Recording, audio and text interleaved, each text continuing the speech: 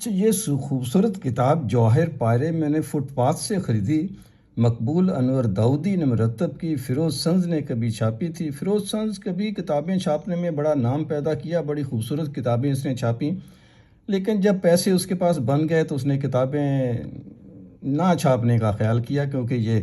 فائدے کا سودا نہیں لگا اسے، اور وہ بزنس میں چلا گیا۔ آج کل اور بڑی بڑی چیزیں بنا رہا ہے، لیکن گلہ ہے کہ پیسے آپ نے کتابوں سے